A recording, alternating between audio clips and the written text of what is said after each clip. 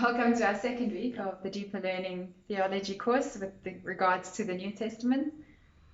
And today we will be looking at the Synoptic Gospels. Now, the Synoptic Gospels, the reason we call them synoptic is because they're very similar. So they account the same story, just in different ways. And so Matthew, Mark, and Luke are considered the Synoptic Gospels. The reason for that is because if you read Matthew, Mark, and Luke, they are very, very similar. It's almost like they tell the same stories, but from different perspectives. Now, some people would think that that makes them less credible if they used the same sources, if they used the same way of writing or the same stories to write from. But for me, I see it differently. I see it like when I tell stories of family holidays. I don't know if any of you ever do this, but when you gather with your families, and you think back of family stories, like holiday stories or things like that. I know that our family, whenever we get together, we tend to retell the stories of what happened when we were children. And what will happen is my brother will tell his part, and then I will add to it, and I'll tell my part, and then my parents will add to it. And sometimes we'll correct each other. Sometimes each one of us would have remembered it a little bit differently. It doesn't mean that the story is any less true. It just means that we're telling the story of each from our own perspective.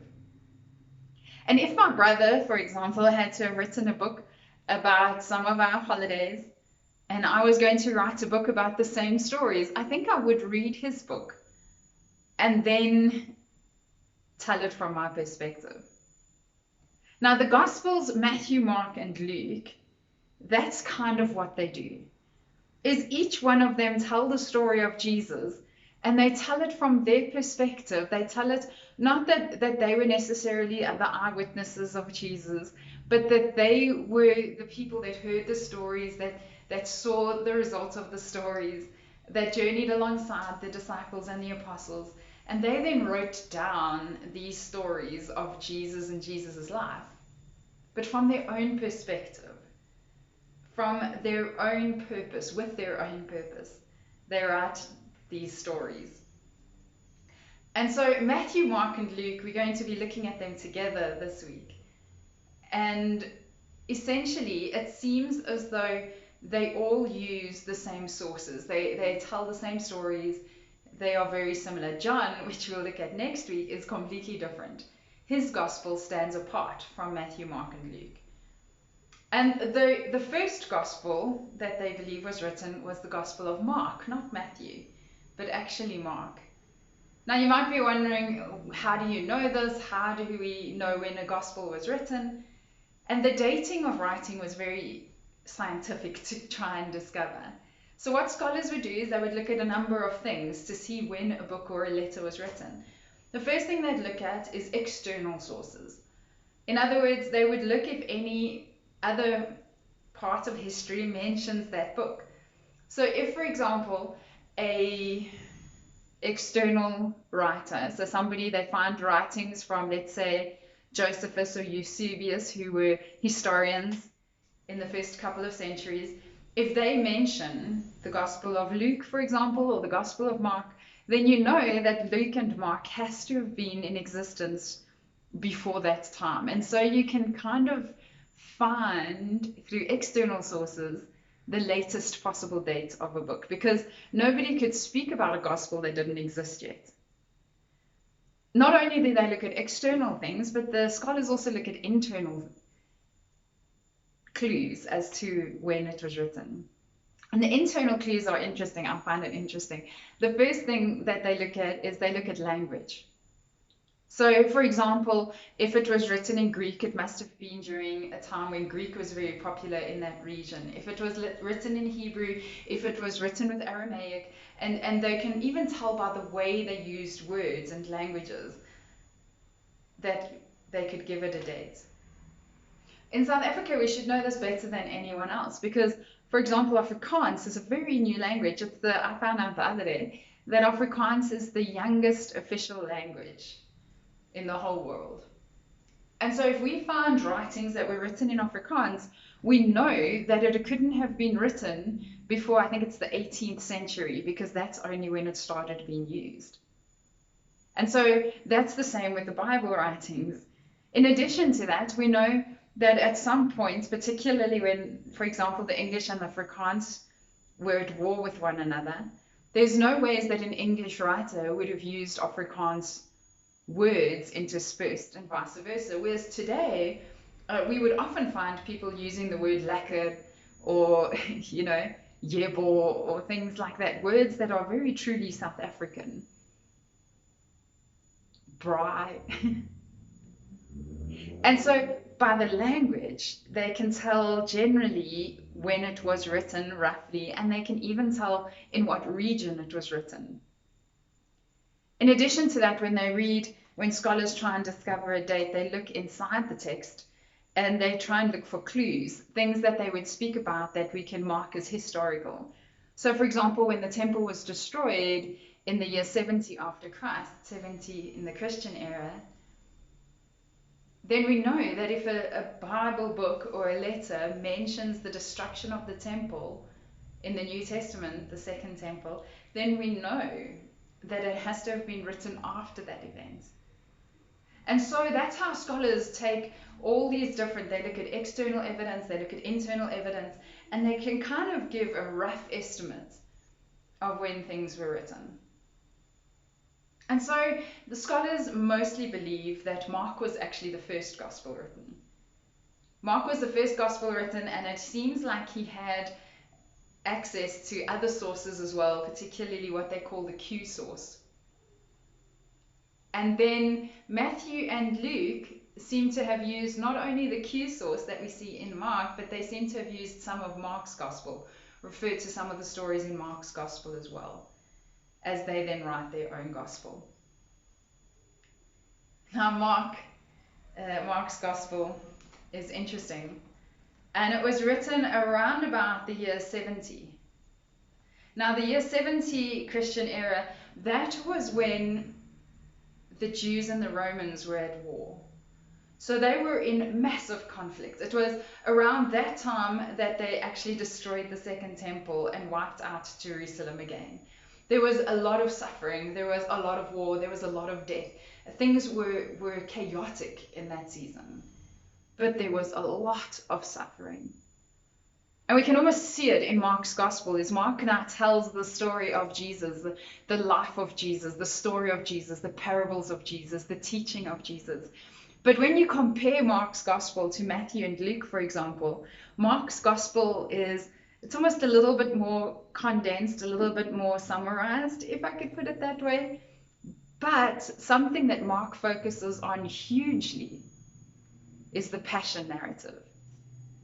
From the beginning of Mark's gospel, we get this impression that we're going to have a suffering Messiah. From the beginning of Mark's gospel, he speaks about how there was conflict and everybody wanted to have Jesus killed. From the beginning of his gospel, he starts giving hints that Jesus is saying that he has to die and he will die. And then the majority of Mark's gospel, a big part of Mark's gospel, compared to the rest of the length of the gospel, is given to the death, the crucifixion, the death, and the resurrection of Jesus Christ.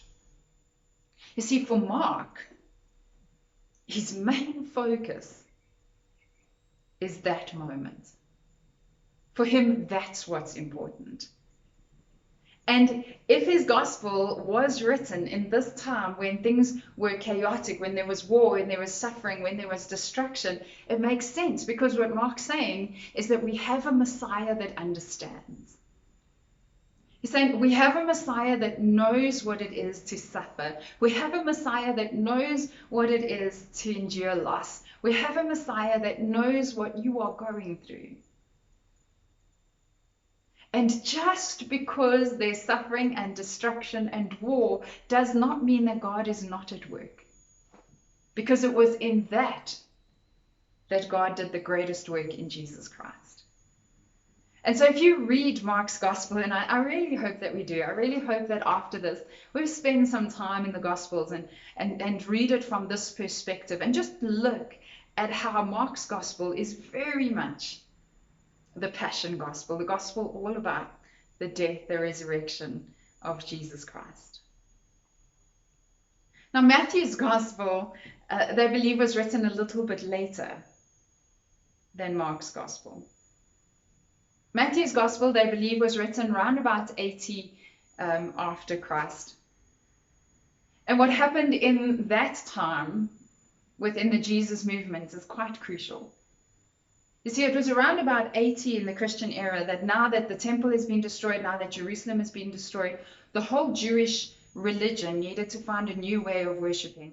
Their temple had been destroyed, and once again, everything they knew, their social life, their economic life, their religious life, it was all centered on the temple. So you take the temple away and everything feels upside down.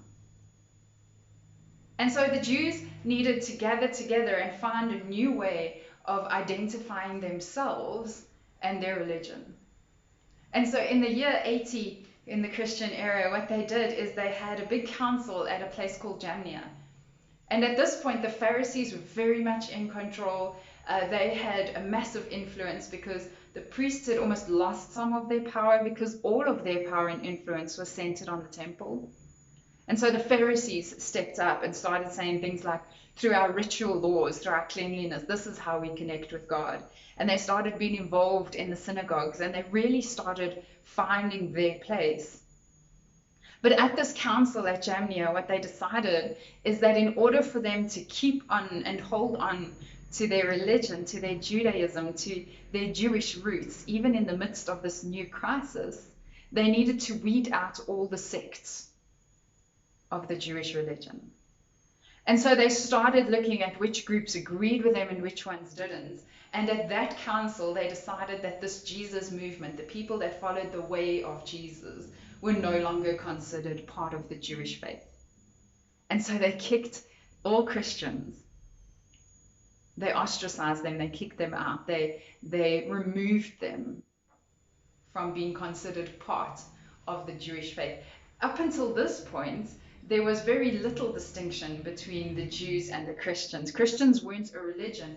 It was mainly a group of Jewish people that believed they had found and followed the Messiah. And now, at this year, there was this break where it was a clear distinction that you're either a Jew or a follower of the way. You're either Jewish or you're Christian. Now, obviously, if that happens within the Jewish faith at this council, it has a knock-on effect for the Christian faith, for those who believe in the way, that follow the way of Christ. And so they needed to find a new way of identifying themselves. And it was in this time that Matthew's gospel comes into being. And Matthew's gospel is known as the gospel for the Jews. It had very Jewish roots. In other words, when we look at Matthew's gospel, and it's evident in some of the areas, for example, Matthew's gospel focuses on the genealogy of Jesus and starts at Abraham to show how Jesus is Jewish, very much Jewish. Matthew's gospel unpacks a lot of the laws, the regulations, the parables. He constantly tries to show that Jesus is in fact the fulfillment of the Old Testament. And so Matthew's gospel, of all the gospels, has the richest Old Testament influence within it. It's like throughout his gospel, he's trying to just show that Jesus is the Messiah of the Jews. In addition to this, it explains why in Matthew's gospel particularly, there's a lot of conflict that is highlighted between the Pharisees and Jesus. It's like he's painting the Pharisees in a very bad light. And I'm not saying that these stories didn't happen, and I'm not saying that they skewed the story of Jesus to suit their perspective, but what I am saying is that when we're in a situation, we often look at stories of the past in a way that can help us in the situation. And that's what Matthew does, is he starts forming this very clear perspective of how Jesus is the fulfillment of all parables. Not parables, prophecies. He shows how Jesus is the fulfillment of the law. He shows how it's all about Jesus as the Jewish Messiah. And so Matthew is considered the gospel for the Jews. Luke, on the other hand, and I shouldn't have favorites, but he is, the Gospel of Luke is one of my favorites. And the reason the Gospel of Luke is one of my favorites is because it has such a distinct flavor. So the first thing about the Gospel of Luke is that it is actually two books. And this is part one. So Luke and the Acts of the Apostle, they're part of one writing. They're like a 2-volume set. And we see that in the introduction of both. They both have the same introduction. And in Acts, I think it even says in my previous book, both of them are also addressed to what is known as Theophilus. They say Theophilus, the most excellent Theophilus. And so there's some theories about why Luke was written and when Luke was written. And I'll look at the when just now, but the why Luke was written. There's evidence at the beginning of both Luke and Acts that Luke was written for this most excellent Theophilus. Now, there are many debates as to who Theophilus was, because the Jesus movement history, we don't have any record of a Theophilus that was important within this Jesus movement. But there was a very common practice in those times. And the common practice was that often somebody that was part of the elite, someone who was rich, would sponsor somebody else to write down the stories. And so the one theory is that this elite, and we know that they were elite because of the word excellency, and you're the most excellent. So the one theory is that this elite person had paid Luke to write down the story of Jesus and the story of the church. Because the other Gospels end with the death and the resurrection of Jesus, whereas Luke's Gospel actually carries on and tells us the whole history of the beginning of the church. And so the one theory is that this rich Theophilus, whoever he might have been, he or she might have been, and Theophilus means lover of God. So whoever this rich lover of God, this is the one theory, was, they paid Luke to write down everything. And what the sponsors would do is, once they had their written material, their written codexes, what they would do is they would, at gatherings and at meal times, they would have these stories read out from this writing that they had sponsored. And so it's very likely that Luke's Gospel and the Acts of the Apostle would have been read out at these banquets and at meals amongst all the rich. The other theory is that the Gospel of Luke, when he speaks about Theophilus, he means lovers of God in general. And that it was a gospel that was meant to be spread from church to church. Because remember, the fact that Acts is part of Luke's writing shows us that Luke's Gospel must have been written after the church was already established. And not established as we have it, but I mean house churches. It was after Paul had gone around and spread the gospel. It's after the gospel has been to the Gentiles and spread to other regions, because he speaks about those moments. And so the dating for Luke is around about the same time as Matthew, maybe a little bit later. They're guessing it's about between 80 and 100 years after Christ. But what I love about Luke's Gospel is that when we read Luke's Gospel, it has very specific focus on a few elements. The first one is that Gospel of Luke is often considered the Gospel for the poor. Not written for the poor, but in favor of the poor. Compassionate towards the poor. That is evident throughout Luke's Gospel. If you go and look at the parables, the amount of parables that spoke about this relationship between rich and poor, and it comes across as quite almost challenging towards the rich. All the readings, if you go and look in the notes, some of the readings are there. If you read them, you'll see what I'm saying. It talks about, if you compare the Beatitudes between Matthew and Luke, Matthew says, blessed are those who are poor in spirit. And remember that he's challenging this idea of the Pharisees, that we can earn our salvation, whereas Luke says, blessed are those who are poor. And it almost feels like Luke's Gospel was written for the rich, to encourage them to care for the poor. And so it breaks down this boundary of rich and poor and challenges the rich and comforts the poor. And all the stories, we see this theme of how the rich are challenged to care for the poor, and the poor are considered almost favored by God, like that God has compassion on them, that God loves them through Jesus. The other thing that Luke does is he He highlights the woman in the gospel. In Luke's gospel, he speaks a lot about Mary and Elizabeth's role in the birth narrative. In Luke's gospel, he speaks about women who followed Jesus. He speaks about Mary who sat at his feet and listened to his teaching. He speaks about women who had means, in other words, they were rich, and how they sponsored and cared for Jesus' ministry. Luke speaks about the woman at the cross during the crucifixion. And so Luke, in this time where women were ostracized and considered less than, he almost highlights the role of women throughout the gospel. In addition to that, Luke highlights the role, those who are lost sinners. There's in Luke 15, I think it is, it's the parables of the lost. You know, the parables, we know those parables so well. The lost sheep, the lost coin, the lost son, and they're all written there. And there's these parables about this theme of the forgiveness of sinners and the lost that are found. And Luke is very compassionate towards those who are lost. In addition to that, Luke almost breaks the boundaries that exist socially.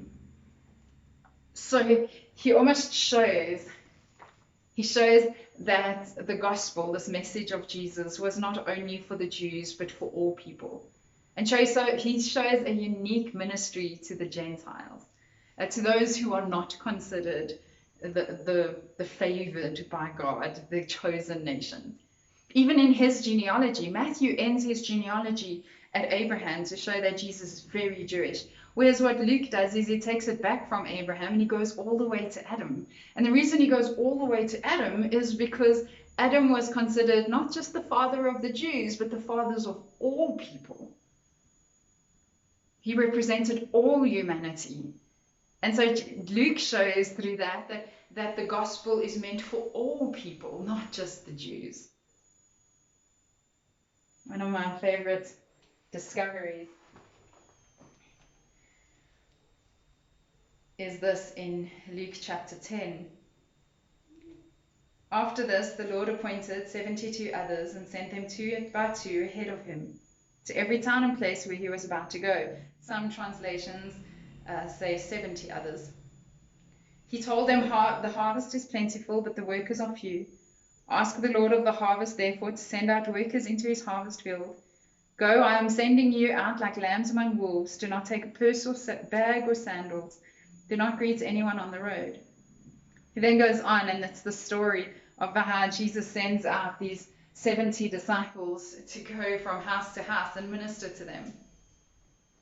All the other Gospels speaks about a sending of 12, but only in Luke is there this focus on the sending of the 70. Now, numbers in Scripture often have references, they often have symbolism. And for example, the number 12 represents the 12 tribes of Israel. And I didn't know this until this week, but the number 70 actually represented all the nations of the world.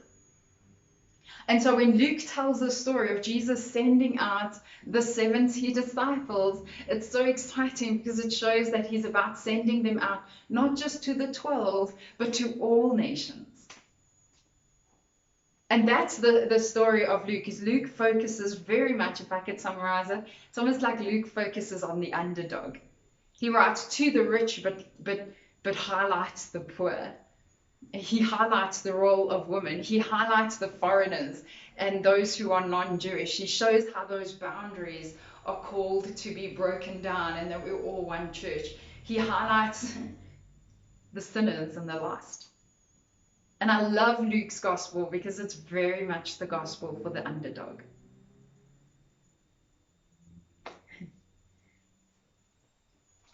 You know, in closing, I know when I first started studying, particularly the Gospels, it kind of rocked my world. It shook me up a little bit because I was so concerned that if these writers had written for different perspectives and they have different interpretations, then I kind of felt like, does that mean that the story of Jesus is less real? But over the last 10 years, I've had the privilege of working in a ministry team. So I've worked in a ministry team of 4 to 5 ministers that we work at the same church. And I've seen it over and over and over again, is that on a Sunday, we have multiple services and we generally speak about the same topic. We choose a topic together, we choose the Bible verses together, so we have the same topic, the same scripture, the same story from the Bible. We even have, to a certain degree, the same reason as to why we chose these topics. But every single solitary Sunday, I will prepare my sermon and I will preach my sermon and I'll listen to another minister's sermon, and it's the same topic, the same time, the same scripture. And they see something completely different to what I saw. And I've realized over the years that neither of us are right or wrong. What I've realized is that each one of us just see things from a different perspective. And when we put those together, I've realized that I'm so blessed, and that we are so blessed, because there's this beautiful, diverse, collaborative picture of the same story. It's the same as when I gather with my family. When I tell a story, it's a one-sided story. And then when each person adds their side as well, and we look at it collectively, it becomes this kaleidoscope. That's the same story. And that's the Gospels. Each one of them approaching the same story, this historical Jesus, from a different perspective, with a different background and a different struggle in mind. But each one of those, when we put them together and we read them together, we have this beautiful kaleidoscope of color about the story of Jesus. And so previously, I thought it was meant to be a historical step-by-step. And I realized it's not. At first, I might have been a little bit disappointed. But now, I'm excited about the possibility of reading the story of Jesus from different perspectives. And so I hope and pray that your experience is the same. And I'd like to challenge you to spend some time, just read through the stories of Matthew, Mark, and Luke, and look at them from this perspective and see if you can see the Jewishness of Matthew and the passion narrative in Mark and the underdog story of Luke. Thank you.